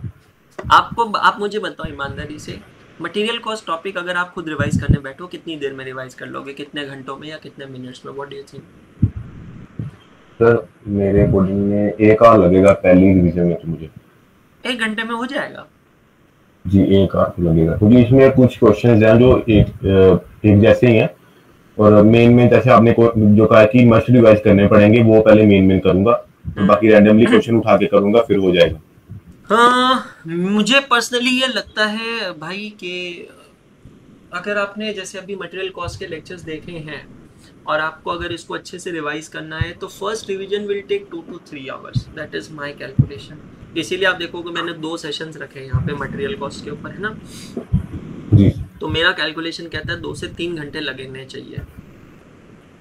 1 घंटे में नहीं होगा. 1 घंटे में तो फिर भाई आप कोई क्वेश्चन सॉल्व ही नहीं करोगे. तो जैसे अभी हम लोग यहाँ पर कर रहे हैं, तो यहाँ पर हम कुछ क्वेश्चन सॉल्व कर रहे हैं, तो अगर इस तरीके से सॉल्व करके करोगे 2 से 3 घंटे लगेंगे. जी. है ना? चलो बहुत अच्छी बात है. But you are enjoying costing. How you are finding costing as compare to other subjects of group 1? Sir मुझे तो बहुत अच्छी लग रही है. जैसे मुझे पहले जब स्टार्टिंग में बहुत प्रॉब्लम आई थी, हाँ. जब आपने कहा ना वो क्लिक नहीं हो पा रहा था, स्विच नहीं हो रहा था, हाँ. तो मुझे बहुत प्रॉब्लम आई थी, लेकिन जब प्रैक्टिस के साथ करते रहे फिर अभी इजी लगती. इस चैप्टर में तो मुझे बहुत मजा आया. अगले चैप्टर में भी बहुत मजा आएगा. मतलब अब अगर वो स्विच चालू हो गया है ना भाई, तो अब कोई प्रॉब्लम नहीं है, तो फिर तो हर चैप्टर में मजा आएगा. जी सर. ठीक है, चलो ऑल द बेस्ट भाई. Thank you sir. वो स्विच चालू होने में कभी कभी थोड़ा समय लग जाता है, बट एक बार चालू हो गया तो मजा बहुत आएगा. Let's talk to Muskan Hotwani. Good morning ma'am. Good morning sir. क्या हाल चाल है मैम? सर बढ़िया सर. सब कैसा रहा आपका मटेरियल कॉस्ट? सब बहुत इजी था सर. बहुत इजी था? मजा आया. हाँ ठीक था, मतलब इतना इजी नहीं. दो चीजें, इजी था या इजी बना दिया, दोनों अलग अलग चीजें होती है। इजी बना दिया। हाँ अब भाई ना उठ पहाड़ के नीचे, हॉट वानी पहाड़ के नीचे। Very good, very good. और सर वो स्टार्ट में बस कॉस्ट शीट में थोड़ा सा दिक्कत हुआ था, वापस देखा उसको तो फिर वो क्लियर हो गया। क्लियर हो गया, चलो बहुत ही बढ़िया। हाँ जी सर, बहुत बढ़िया। कैसे चल रही है प्रिपरेशंस, पढ़ाई, revisions, how is everything going?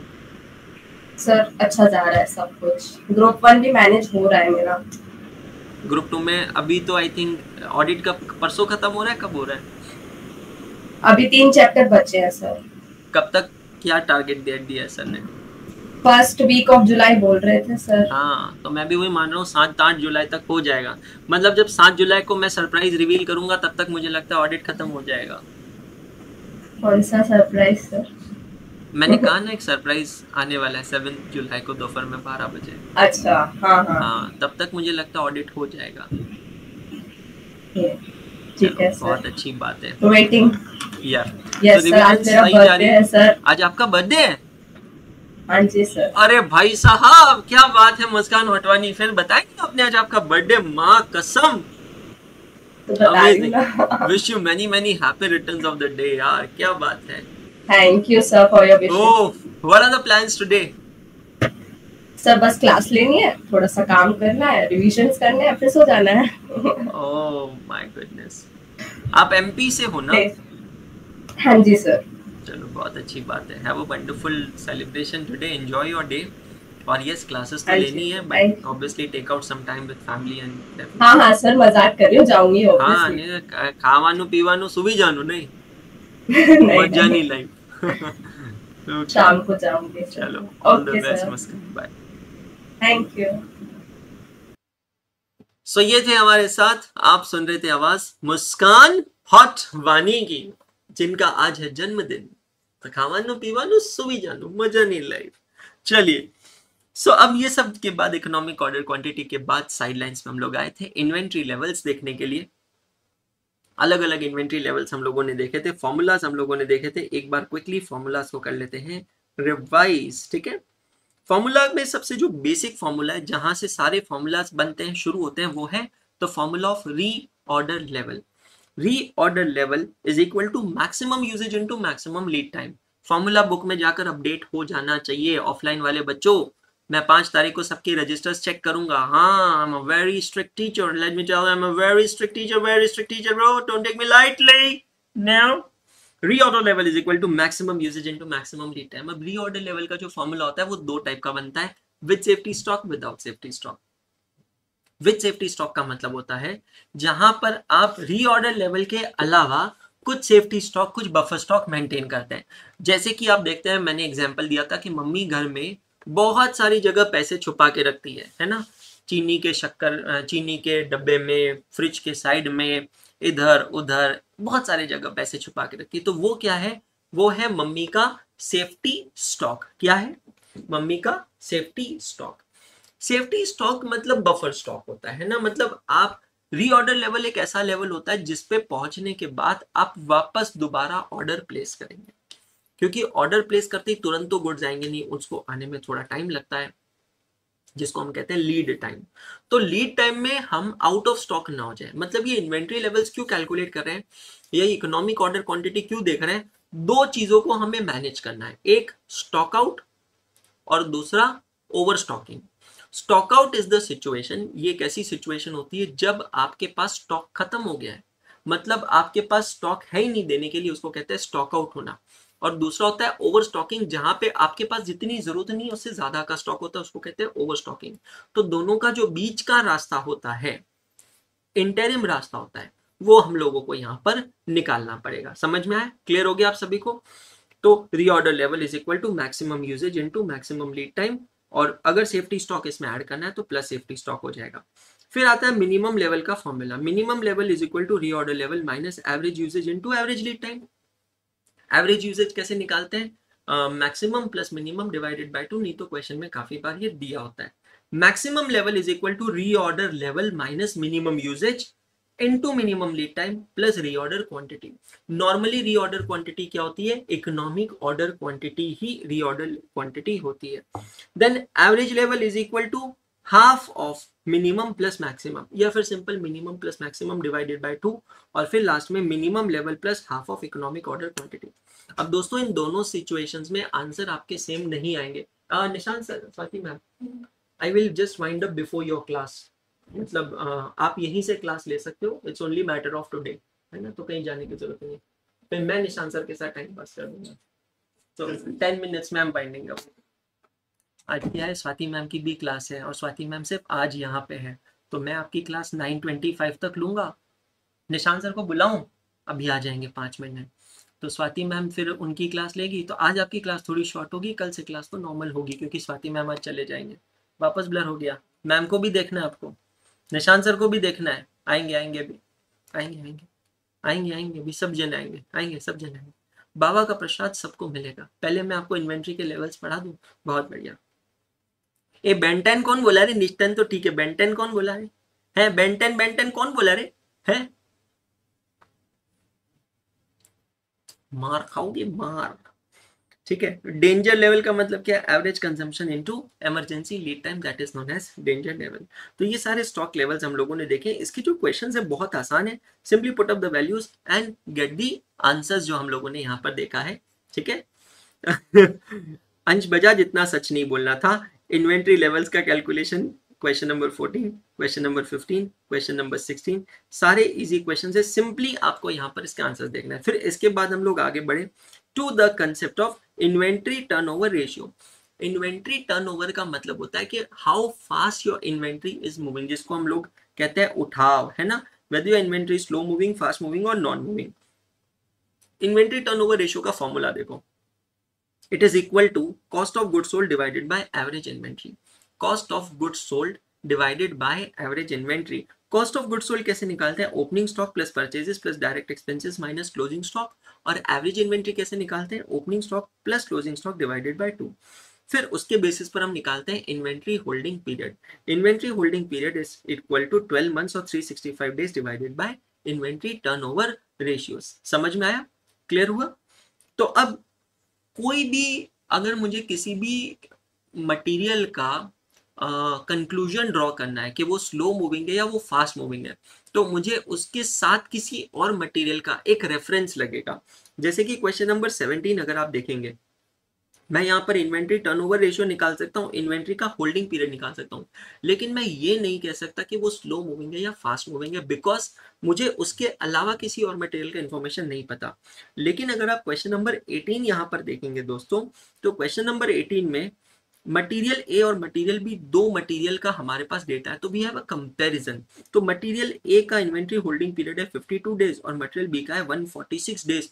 इसका मतलब समझना, कंक्लूजन समझना कि जब मैं मटेरियल ए खरीदता हूं तो वो मटेरियल ए मेरे पास 52 डेज रहता है और मटेरियल बी 146 डेज रहता है, तो that is the inventory holding period. तो क्योंकि ये सिर्फ 52 डेज है तो ये फास्ट मूविंग है, और ये 146 डेज तक मेरे पास है तो ये क्या है? Slow moving. अब प्लीज यार को ये मत कहना सर हमको बचपन में सिखाया है कि बड़ा नंबर है तो बेहतर है। ऐसा नहीं है बेटा जी, ये डेज है, यूनिट्स देख लेना, है ना। तो 52 डेज में इन्वेंट्री मेरे पास से जा रही है, मतलब आ रही है और 52 डेज में जा रही है, और आ रही है और 146 डेज में जा रही है, तो ये हो गई फास्ट मूविंग और ये कौन सी होगी बेटा जी? Slow moving. तो इस तरीके से हम लोगों ने ये यहाँ पर ये क्वेश्चंस इन्वेंट्री टर्नओवर रेशियो के देखे थे। अब इसके बाद इस चैप्टर का जो लास्ट कंसेप्ट आता है वो आता है डिफरेंशियल प्राइसिंग का। तो हम लोगों ने देखा था how to decide the order size, और उसमें वो ट्री डायग्राम में मैंने आपको दो केसेस बताए थे। एक जहां पर आप अगर देखेंगे तो आपको डिस्काउंट्स नहीं मिलते हैं, मतलब परचेज प्राइस रिमेन सेम। अगर परचेज प्राइस सेम रह जाती है तब तो कोई प्रॉब्लम वाली बात नहीं है, इकोनॉमिक ऑर्डर क्वांटिटी आप यूज कर लेते हैं। लेकिन अगर परचेज प्राइस चेंज होती है, मतलब if there is a differential pricing model, तो उस सिचुएशन के अंदर हम लोग क्या करते हैं? उस सिचुएशन के अंदर हम लोग ऐसा एक कॉस्ट कंपैरिजन का टेबल बनाते हैं। ये वाला पार्ट जो है ये मैं कल की क्लास में कवर करने वाला हूँ। 21, 22, 23 ये क्वेश्चंस हम लोग कल की क्लास के अंदर कवर करेंगे। क्लियर हो गया? क्लियर हो गया? रोजीना जैसे कि मैंने कहा हम लोग कल करेंगे, कुछ मिस्टेक रही, जैसे आज हमने एक मिस्टेक आइडेंटिफाई की वो 32 लाख वाली, तो आइडेंटिफाई हो जाएगी। अगर मिस्टेक नहीं होगी तो आपको समझ में आ जाएगा। मैं इतनी डिटेल में जैसे मैंने आज कवर किया है वैसे ही मैं कल कवर करूंगा। आई होप सबको मजा आया होगा, आई होप सबको समझ में आया होगा। निशान सर को बुलाऊं? Swati ma'am, Swati ma'am, Nishant sir कहाँ पे है?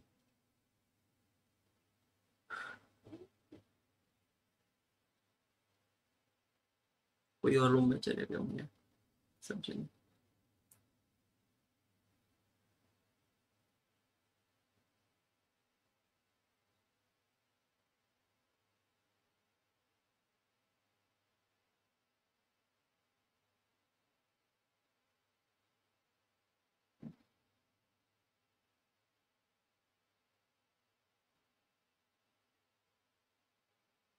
जतिन सर अभी सो रहे होंगे।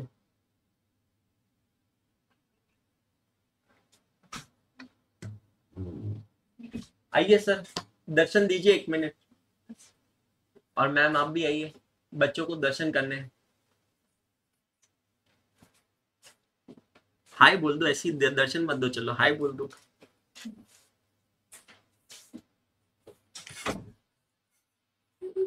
Hello. Hello. What's up? Highest marks in taxation. Screen blur. ऐसे ही होता है, जब हम आते हैं तो स्क्रीन ब्लर हो ही जाता है। They cannot handle this much hotness. Alright, great seeing you guys. बेंटन हो गया, निश्चन का बेंटन कर दिया। बेंटन पता नहीं कब हुआ यार, निश्चन ही था। But चलो, that's great यार, that's great. Amazing, you're mind blowing man. Great to see the same names.